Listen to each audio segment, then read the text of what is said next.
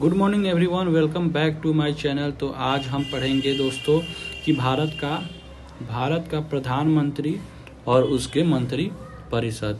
ये टॉपिक बहुत ही ज़्यादा इम्पोर्टेंट है, तो चलिए ध्यान से पढ़िए, ठीक है। और अब अपनी पढ़ाई को शुरू करते हैं, ठीक है। तो बात करते हैं हम कि केंद्रीय कार्यपालिका का वास्तविक प्रमुख भारत का प्रधानमंत्री होता है। कौन होता है? वो भारत का प्रधानमंत्री होता है। किसका?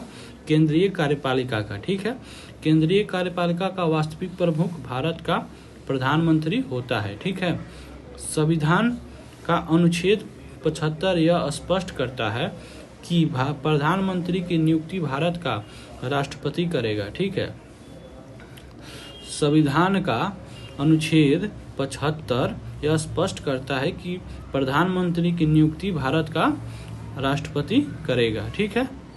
उसके बाद देखिए कहता है कि आर्टिकल 24 यानी कि 74 में यह स्पष्ट किया गया है कि भारत के राष्ट्रपति को सलाह एवं सहायता देने के लिए प्रधानमंत्री और उसके मंत्री परिषद होगी। भारत के राष्ट्रपति को सलाह एवं सहायता देने के लिए प्रधानमंत्री और उसकी मंत्री परिषद होंगी, ठीक है। मंत्रियों को 3 श्रेणियों में विभाजित किया गया है। मंत्रियों को कितना श्रेणियों में? मंत्रियों को 3 श्रेणियों में विभाजित किया गया है। कितना में? 3 श्रेणियों में विभाजित किया गया है। सबसे पहले देखते हैं हम कैबिनेट मंत्री। कैबिनेट मंत्री यह अपने अपने विभागों के प्रमुख होते हैं। ये अपने अपने विभागों के क्या होते हैं? प्रमुख होते हैं। इसका मतलब ये हुआ दोस्तों, कैबिनेट मंत्री वे मंत्री होते हैं जो सरकार के सभी महत्वपूर्ण विभाग संभालते हैं, जैसे कि गृह मंत्रालय, वित्त मंत्रालय, रक्षा मंत्रालय, विदेश आदि, ठीक है। प्रधानमंत्री के सबसे करीबी और वरिष्ठ मंत्री होते हैं। कौन? कैबिनेट मंत्री। प्रधानमंत्री के सबसे करीबी और वरिष्ठ मंत्री होते हैं। पूरे मंत्रालय की अंतिम जिम्मेदारी इन्हीं के ऊपर होती है। पूरे मंत्रालय की अंतिम जिम्मेदारी क्या होती है? इन्हीं के ऊपर होती है, ठीक है। सरकार की मूल और महत्वपूर्ण नीतियां में ये तय करते हैं। सरकार की जो मूल और महत्वपूर्ण नीतियां होती है वो यही तय करते हैं, ठीक है। जैसे में हम देखते हैं कि गृह मंत्री, वित्त मंत्री, रक्षा मंत्री, ये सारे जो होते हैं वो कैबिनेट मंत्री के अंतर्गत आते हैं, ठीक है। अब हम देखते हैं कि राज्य मंत्री। अब हम क्या देखते हैं कि राज्य मंत्री है कि राज्य मंत्री 2 प्रकार के होते हैं। पहला स्वतंत्र प्रभार के साथ राज्य मंत्री, ठीक है। दूसरा स्वतंत्र प्रभार के बिना राज्य मंत्री। पहला क्या हो जाएगा? पहला हो जाएगा स्वतंत्र प्रभार के साथ राज्य मंत्री और दूसरा हो जाएगा स्वतंत्र प्रभार के बिना राज्य मंत्री, ठीक है। और आगे चलिए देखते हैं, ठीक है। अब देखिए, अब कहता है जो राज्य मंत्री स्वतंत्र प्रभार के साथ होते हैं, वे किसी कैबिनेट मंत्री के निर्देशन में काम नहीं करते हैं, ठीक है। जो मंत्री स्वतः प्रभार के साथ होते हैं, वे किसी कैबिनेट मंत्री के निर्देशन में काम नहीं करते हैं, ठीक है। वे अपने अपने विभागों से संबंधित निर्णय स्वतंत्र पूर्वक से लेते हैं, ठीक है। इतना समझ में आया? देखिए अब मैं इसको और ही आसान भाषा में बताता हूँ, ठीक है। यह किसी छोटे मंत्रालय का काम अपने दम पर संभालते हैं। कौन? राज्य मंत्री की बात कर रहा है। ये किसी छोटे मंत्रालय का काम अपने दम पर संभालते हैं, ठीक है। इसके ऊपर कोई कैबिनेट मंत्री नहीं होता है, ठीक है। उदाहरण के लिए युवा मामला और खेल का स्वतंत्र प्रभार किसी राज्य मंत्री को दिया जाता है, ठीक है। इसके ऊपर कोई कैबिनेट मंत्री नहीं होता है। जबकि स्वतंत्र प्रभार के बिना जो मंत्री कार्य करते हैं वे कैबिनेट मंत्री के अधिक रहकर ही काम करते हैं और वही कार्य करते हैं जो उन्हें कैबिनेट मंत्री सौंपता है। इसका मतलब क्या हुआ? इसका मतलब ये हुआ, ठीक है, कि इसको कैबिनेट मंत्री या राज्य मंत्री की सहायता करता है। कौन? ये जो मंत्री होता है वो नहीं सॉरी, ये जो होता है कि ये जबकि स्वतंत्र प्रभार के बिना जो राज्य मंत्री कार्य करते हैं वे कैबिनेट मंत्री के अधिक रहकर ही काम करते हैं और वह वही कार्य करते हैं जो उन्हें कैबिनेट मंत्री सौंपता है। ठीक है, जो कैबिनेट मंत्री यानी कि कैबिनेट मंत्री के ये नीचे होते हैं और ये वही काम करते हैं जो इसको कैबिनेट मंत्री सौंपता है। ठीक है, अब आते हैं उप मंत्री। ठीक है, ये सबसे कनिष्ठ यानी कि जूनियर, ये सबसे कनिष्ठ यानी कि जूनियर मंत्री होते हैं। ठीक है, ये किसी कैबिनेट मंत्री के अधीन भी हो सकते हैं और किसी राज्य मंत्री के अधीन भी हो सकते हैं। ठीक है, इनके कार्य वह मंत्री निर्धारित करता है जिनके अधीन रहकर वह कार्य करते हैं। इसका मतलब ये हुआ, ठीक है, कि ये जो है वो राज्य मंत्री के साथ भी हो सकते हैं और वो किसके साथ हो सकते हैं? ठीक है, कैबिनेट मंत्री के साथ भी हो सकते हैं। और मतलब कैबिनेट मंत्री और राज्य मंत्री जो काम इनको देगा वो ये करेंगे, यानी कि उनकी सहायता करते हैं।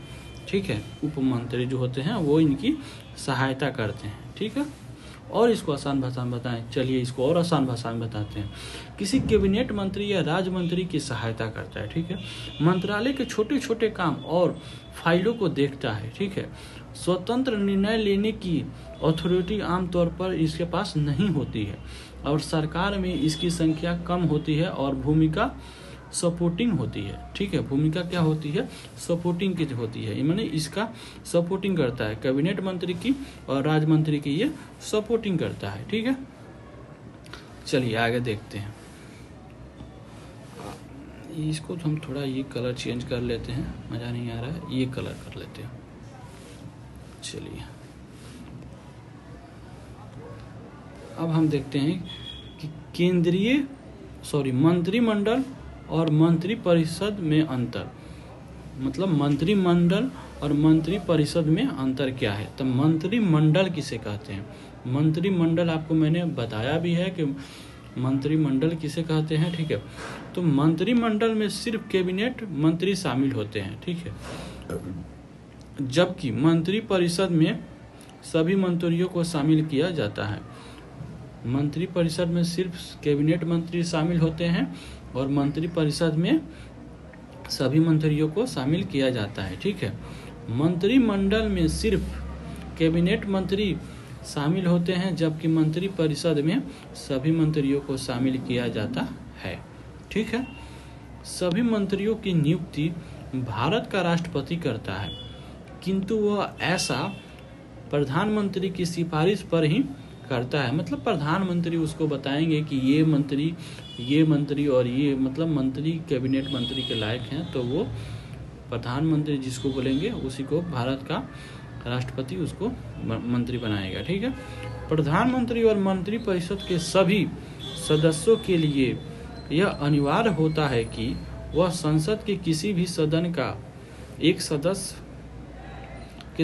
अवश्य हो। ठीक है, इसका मतलब ये है, ठीक है, कि मंत्री और मंत्री परिषद के सभी सदस्यों के लिए यह अनिवार्य होता है कि वह संसद के किसी भी एक सदन के सदस्य अवश्य हो। यदि किसी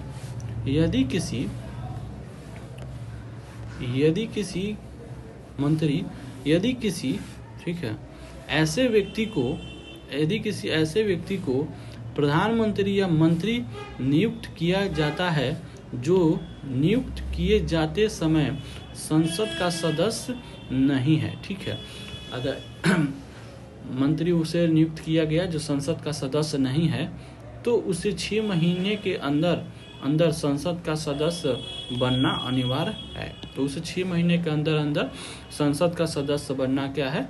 अनिवार्य है। केंद्रीय मंत्री परिषद में अधिकतम सदस्यों की संख्या लोकसभा की कुल सदस्यों की संख्या का 15% है। लोकसभा की सदस्यों की कुल संख्या का 15% है, से अधिक नहीं हो सकता है। 15% से अधिक नहीं हो सकता, 15%, ठीक है। इस संख्या में प्रधानमंत्री भी शामिल है, मतलब ये 15% में प्रधानमंत्री भी शामिल है, ठीक है।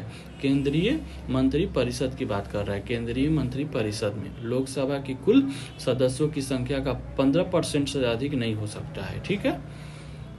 मंत्री परिषद आपको पता है कि नहीं पता है? मैंने आपको बताया भी है, मैं फिर से बता दूं? ठीक है, चलिए मैं बता दूं। चलिए मैं लास्ट में बताता हूं आपको कि नहीं, केंद्रीय मंत्री परिषद सामूहिक उत्तरदायित्व के सिद्धांत पर कार्य करता है।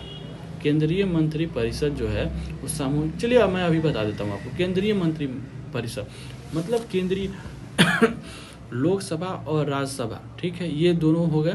तो अब लोकसभा में से प्रधानमंत्री अपनी सहायता के लिए कुछ मंत्रियों को ले अपने पास रखता है, जिसको कैबिनेट मंत्री कहते हैं। कहने का मतलब ये हुआ कि मंत्रियों में से कुछ मंत्री को चुनता है जो मंत्री परिषद करते हैं, और ये प्रधानमंत्री के बहुत ही करीबी होते हैं, और इसे अलग अलग विभाग दिया जाता है, ठीक है। मंत्री परिषद सामूहिक उत्तरदायित्व के सिद्धांत का कार्य करते हैं। इसका अर्थ ये है कि मंत्री परिषद के द्वारा कोई भी निर्णय सामूहिक रूप से ही लिया जाता है। कोई भी निर्णय क्या होता है, वो सामूहिक रूप से ही लिया जाता है, सामूहिक रूप से ही लिया जाता है। ना तो किसी मंत्री को अकेले इसका श्रेय दिया जाता है और ना ही अकेले दोष दिया जाता है। सामूहिक रूप से कार्य करेंगे, सामूहिक रूप से निर्णय लेंगे सभी मिल के, तो इसका अकेले श्रेय एक मंत्री को नहीं दिया जाएगा और दोष भी एक मंत्री को नहीं दिया जाएगा, ठीक है। केंद्रीय मंत्री परिषद सामूहिक रूप से केंद्रीय मंत्री परिषद, ठीक है, केंद्रीय क्या है, मंत्री परिषद लोकसभा के प्रति उत्तरदायी होती है, लोकसभा के प्रति उत्तरदायी होती है, ठीक है। इसका अर्थ यह है कि केंद्रीय मंत्री परिषद का बहुमत सिर्फ लोकसभा में ही अपेक्षित है, लोकसभा में ही अपेक्षित है, राज्यसभा में नहीं, ठीक है। ये राज्यसभा में नहीं, यानी कि केंद्रीय लोकसभा के प्रति उत्तरदायी होती है केंद्रीय मंत्री, ठीक है। सभी मंत्री व्यक्तिगत रूप से भारत के राष्ट्रपति के प्रति उत्तरदायी होते हैं। सभी मंत्री व्यक्तिगत रूप से भारत के राष्ट्रपति के प्रति भी उत्तरदायी होते हैं। मंत्रियों और राष्ट्रपति के मध्य भारत का प्रधानमंत्री एक कड़ी का कार्य करता है, यानी कि जोड़ने का काम करता है। मंत्रियों और राष्ट्रपति के मध्य भारत का प्रधानमंत्री एक कड़ी की तरह काम करता है, ठीक है। किसी भी मंत्री का मंत्रिमंडल में रहना अथवा ना रहना प्रधानमंत्री का विशेषाधिकार है, प्रधानमंत्री को विशेष अधिकार है, ठीक है। किसी भी मंत्री को मंत्रिमंडल में रहना अथवा नहीं रहना, ये शक्ति किसके पास है, प्रधानमंत्री के पास है। वो चाहे तो निकाल भी सकता है, दूसरे किसी को शामिल भी कर सकता है, ठीक है। यदि प्रधानमंत्री इस्तीफा दे दे तो संपूर्ण मंत्री परिषद भंग हो समझी जाती है। प्रधानमंत्री इस्तीफा दे दे तो संपूर्ण मंत्री परिषद क्या है, वो भंग समझी जाती है। यह प्रधानमंत्री ही है जो मंत्रिमंडल के केंद्र में है। यह प्रधानमंत्री जो होता है वो मंत्रिमंडल के केंद्र में होता है, बीच में होता है। मंत्रियों की नियुक्ति से लेकर विभागों तक के आवंटन में प्रधानमंत्री का ही विशेष अधिकार होता है, सर्वोपरि है। यानी कि प्रधानमंत्री ये सारा काम करता है कि उसको कौन सा विभाग मिलेगा, क्या चीज़ उसके उसको दिया जाएगा, ठीक है, इस आदमी को कौन सा विभाग दिया जाएगा, ये सारा चीज़ प्रधानमंत्री करता है, ठीक है। अब चलिए यहाँ पे हम ले लेते हैं रेड वाले को, ठीक है। केंद्रीय मंत्रिमंडल को भारत के राष्ट्रपति अथवा उसके द्वारा कोई नियुक्त व्यक्ति पद और गोपनीयता की शपथ दिलवाता है, ठीक है, गोपनीयता की शपथ दिलवाता है। तो शपथ का यह प्रारूप तीसरी अनुसूची में दिया जाएगा। समझ में आया? केंद्रीय मंत्रिमंडल को भारत के राष्ट्रपति अथवा उसके द्वारा कोई नियुक्त व्यक्ति, किसके द्वारा? राष्ट्रपति के द्वारा, ठीक है, नियुक्त व्यक्ति पद और गोपनीयता की शपथ दिलवाता है। शपथ का यह प्रारूप तीसरी अनुसूची में दिया गया है। शपथ की यह प्रारूप तीसरी अनुसूची में दिया गया है, ठीक है। चलिए क्वेश्चन करते हैं। इन निम्नलिखित कथनों पर विचार कीजिए। मंत्रि परिषद में किसी व्यक्ति का रहना अथवा ना रहना प्रधानमंत्री का विशेष अधिकार है। क्या यह बात सही है कि नहीं? मैंने आपको बताया है कि नहीं? चलिए आप बताइएगा सही है कि नहीं। भारत का राष्ट्रपति किसी भी व्यक्ति को प्रधानमंत्री नियुक्त कर सकता है? किसी भी व्यक्ति को प्रधानमंत्री नियुक्त कर सकता है? आप बताइएगा। किसी मंत्री को अनिवार्य रूप से कोई विभाग दिया जा सकता है? किसी मंत्री को अनिवार्य रूप से कोई भाग दिया जा सकता है? ऊपर लिखे गए कथनों में कौन से कथन सत्य हैं? कृपया करके आप मुझे कमेंट बॉक्स में बताइए कि 2 सही है कि 3 सही है कि 1 सही है, ठीक है। आप मुझे बताइएगा। एक चीज और देख लेते हैं। मंत्रि परिषद के सभी सदस्य राष्ट्रपति के प्रसाद पर्यंत अपने पद पर बने रहते हैं। प्रसाद पर्यंत का मतलब हुआ कि चाहे जब तक। मंत्रि परिषद के सभी सदस्य राष्ट्रपति के प्रसाद पर्यंत अपने पद पर बने रहते हैं। तो thank you for watching the video और मिलते हैं फिर आपसे नेक्स्ट टॉपिक नेक्स्ट वीडियो में। और मेरे चैनल को लाइक शेयर कमेंट अच्छा लगे तो जो भी गलतियाँ मैं कर रहा हूँ या जो भी चीज़ आपको समझ में नहीं आ रहा है तो मुझे कमेंट बॉक्स में बताइएगा। आप धीरे धीरे पढ़ाओ, आप स्लो पढ़ा रहे हो या फिर ये गलती कर रहे हो वो गलती कर रहे हो, ऐसे समझ में नहीं आ रहा है। जो भी दिक्कत है मुझे बताओ तो भी मैं ना आपके हिसाब से उस चीज़ को बताऊंगा। चलो ठीक है, thank you for watching the video.